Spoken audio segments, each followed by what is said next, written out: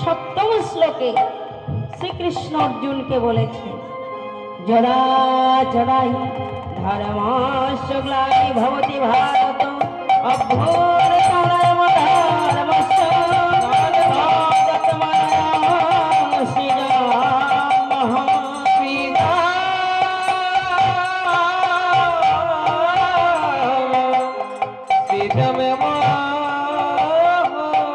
হে অর্জুন, ভারতের যে যে সময়ে ধর্মের গ্লানি এবং অধর্মের প্রাদুর্ভাব হয়, আমি সেই সেই সময়ে আপনাকে প্রকাশ করিয়া থাকি।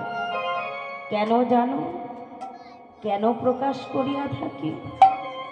পরিত্রাণায় সাধুনাং বিনাশায় চ দুষ্কৃতাং ধর্ম সংস্থাপনার্থায় সম্ভাবামি যুগে যুগে সম্ভাবামি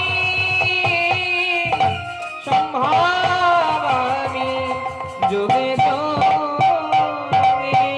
সাধুগণের পরিত্রাণ এবং দুরাচার গণের বিনাশ এবং আপন ধর্ম স্বধর্ম স্থাপিত করিবার জন্য আমি যুগে যুগে অবতীর্ণ হই।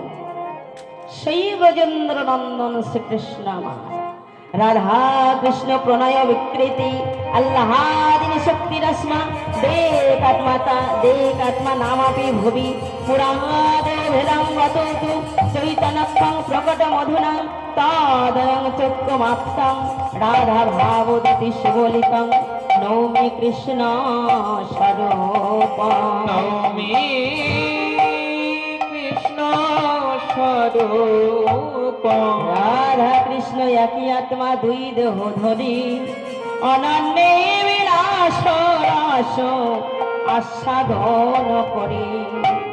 সেই দহে একতরে চৈতন্য গোসাই চৈতন্য হরির ভাবে আস্বাদিতে দহে হইলেন এক ঠাই।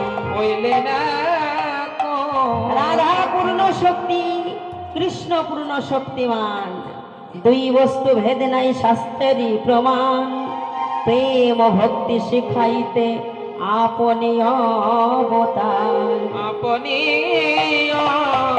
অবতার। তাই রাধা ভাবে কান্তি অঙ্গে করি অঙ্গীকার, শ্রীকৃষ্ণ চৈতন্য রূপে হইল অবতার। আমার ব্রজেন্দ্র নন্দন শ্রীকৃষ্ণ এই নদিয়ায় এসে চৈতন্য অবতার রূপে আবির্ভূত হলেন। নিজে আচরিত